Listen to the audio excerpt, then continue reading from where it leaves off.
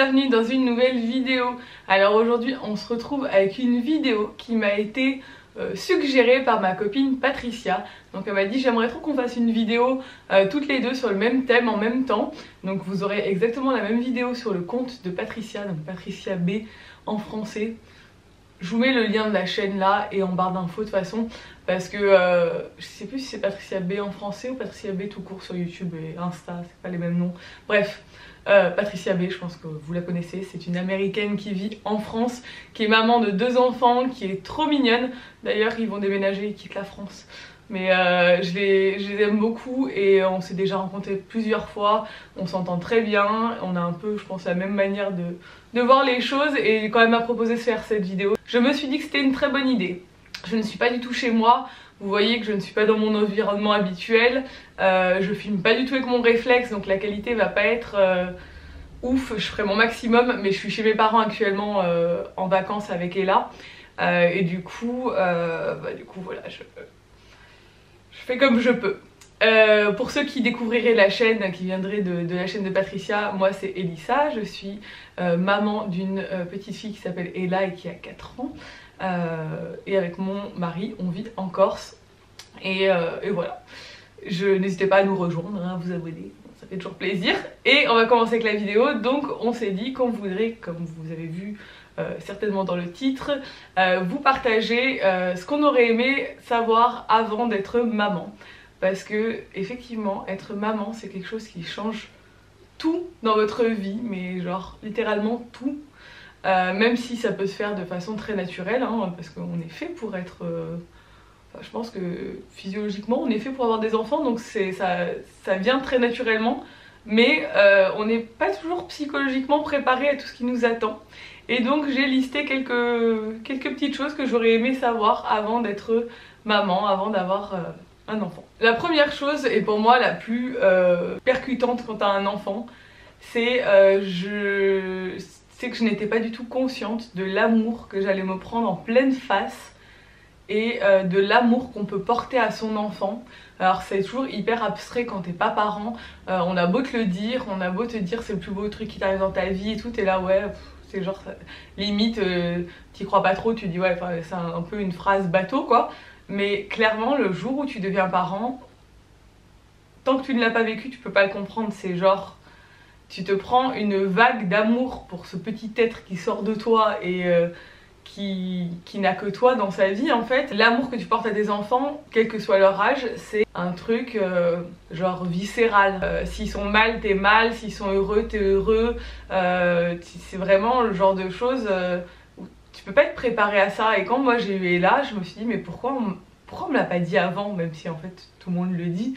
Mais pourquoi on m'a pas dit que c'était si bien et si fort, j'en aurais fait avant en fait, un enfant je l'aurais fait il y a bien longtemps si j'avais su que c'était si fort et si cool et si bien. Et en fait, ouais quand on dit ça change ta vie mais que c'est la plus belle chose qui puisse t'arriver, pour moi c'est clairement le cas. Voilà, quand j'ai eu Ella, je passais des heures à la regarder, j'étais complètement choquée, mais choquée par l'attachement que j'ai eu pour elle dès les premières secondes de sa vie quoi. Et ça j'étais pas prête en fait, j'avais peur limite de pas m'attacher à elle, enfin on sait pas, on le connaît pas cet enfant qu'on a dans son ventre et je me disais est-ce que je vais vraiment l'aimer, est-ce que ça viendra avec le temps, je savais pas du tout à quoi m'attendre en fait, c'est genre ça te submerge quoi, c'est indescriptible. Donc voilà.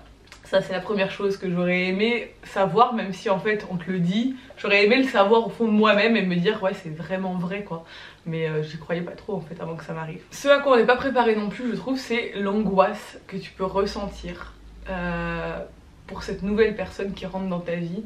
L'angoisse permanente en fait de te dire, déjà quand il est dans ton ventre tu te dis est-ce qu'il va bien, est-ce qu'il est vivant, est-ce qu'il va survivre, est-ce que ça va bien se passer, voilà. Et puis une fois qu'il est là, t'es toujours angoissée pour ton enfant. Je sais pas, moi dès qu'elle a de la fièvre, pourtant je suis pas du tout quelqu'un d'angoissé, mais dès qu'elle a de la fièvre je me dis oh mon dieu et tout, elle va avoir un truc grave, t'as toujours peur qu'il lui arrive quelque chose, même si bon après tu prends du recul hein, mais cette angoisse que t'as pour cette autre personne que toi, que t'avais jamais eu avant en fait, là tu te dis ouais c'est très bizarre mais je suis plus angoissée pour elle que pour moi en fait. des fois je me dis est-ce qu'elle va bien quand elle est à l'école et tout, est-ce que imagine il lui arrive un truc, voilà, et ça c'est quelque chose que tu ne connais pas avant d'être parent. Tu peux pas te dire cette personne ne dépend que de moi, en fait je suis responsable d'elle, c'est ça en fait, je suis vraiment responsable de ce qui peut lui arriver dans sa vie. Ce que j'aurais aimé savoir aussi, c'est que mon sommeil n'allait plus jamais être le même. Alors je suis pas du tout j'ai de la chance, je veux dire, je suis pas à plaindre, ma fille dort très bien et a très bien dormi dès le début. Au bout de 2 mois elle faisait ses nuits, voilà, elle dort très bien. Par contre c'est moi qui dors mal, c'est à dire que déjà que j'avais un sommeil léger et que je suis pas une grosse dormeuse, depuis qu'Ella est née, mon sommeil est complètement connecté au sien et c'est très bizarre. J'ai déjà parlé avec plein de mamans qui ont le même ressenti. C'est-à-dire que nous les mamans on vit pas la chose de la même manière que les papas. Moi j'ai ce truc où je me réveille toujours quelques secondes avant Ella. Comme si mon corps me disait hop, dépêche-toi, lève-toi, elle va se réveiller. Si elle se réveille à 6 h du matin, je vais être réveillée toujours quelques secondes avant elle. Et la nuit, il suffit qu'elle dise un mot.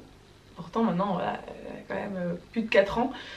Il suffit qu'elle dise maman, je suis déjà en train de courir dans le couloir. Je sais pas comment mon sommeil peut être si léger et comment on peut être aussi réactif au moindre bruit de son enfant.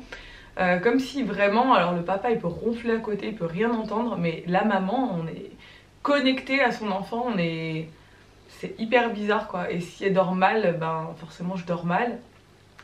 Et les nuits où elle dort bien, je dors bien. Voilà, j'ai vraiment l'impression que en tant que maman, ton 6e sens là, et c'est la connexion avec ton enfant, c'est trop bizarre, mais voilà, moi c'est ce que je ressens et je le constate tout le temps avec Ella, c'est dingue, mais je sais pas si ça passera avec le temps. C'est peut-être lié aussi au fait qu'elle soit jeune et tout, mais voilà, on est hyper réactif et hyper connecté à son sommeil. Ce que j'aurais aimé savoir également, c'est que j'allais devenir complètement gaga et complètement débile avec mon enfant. Quand t'as pas d'enfant, tu regardes ses parents genre qui s'émerveillent d'un tout et d'un rien, t'es là... J'espère que je serai jamais comme ça, et en fait tu deviens forcément comme ça. Quand ils sont bébés, tu t'émerveilles de tout ce qu'ils peuvent faire, tu trouves ça magnifique, génial, fantastique. La première fois qu'ils vont aux toilettes, tu trouves ça magnifique. Enfin, des trucs où tu te dis pourquoi? Et en fait, tu t'émerveilles de tout ce qu'ils font, tu les trouves, je sais pas, tu les trouves géniaux. En fait, tes enfants, tu as toujours l'impression qu'ils sont trop forts et tout. Comment ils peuvent évoluer si vite et tout, c'est dingue. Et puis, et du coup, voilà, tu t'émerveilles. Et ce qui me choque, moi, surtout, et que je constate chez tout le monde, c'est à quel point tu peux être content qu'ils soient contents. Tu fais tout pour leur faire plaisir, en fait, et même en tant que grand-parent, je vois ça aussi avec mes parents, c'est genre... on déploie une force, beaucoup d'énergie à leur faire plaisir, et t'as l'impression que ça te fait limite plus plaisir à toi qu'à eux des fois. Genre tu les emmènes à Disney, ils sont émerveillés, mais t'es encore plus émerveillé de les voir émerveillés, tu vois, c'est genre... tu deviens complètement débile en fait, je crois, hein, quand t'as un enfant. T'es complètement gaga. C'est normal, c'est très bien. Mais des fois, tu prends du recul et tu te dis, mais j'ai un peu l'air bête là quand même, hein, dans cette histoire. Ce qu'il faut savoir aussi, c'est qu'à partir du moment où tu as un enfant, tu perds ton intimité à tout jamais. Elle est partie en même temps que ton accouchement, tu vois, elle a été évacuée, ton intimité. Alors déjà, quand t'es enceinte, au niveau intimité, tu te prends une grosse claque, hein, parce que t'as l'impression que tout le monde a vu ton corps, hein, voilà, que ce soit le gynéco, la sage-femme, le personnel hospitalier, t'as l'impression que voilà, c'est la porte ouverte, tout le monde a le droit de te voir à poil, c'est fini quoi, tu n'as plus de pudeur quoi, c'est terminé. Tu sors de la maternité, t'as laissé ta pudeur au placard, elle est partie à tout jamais. Ils viennent tous les jours regarder, ah je vais regarder vos points, je vais regarder, toi t'es là, bon voilà, c'est bon, j'ai lâché l'affaire quoi.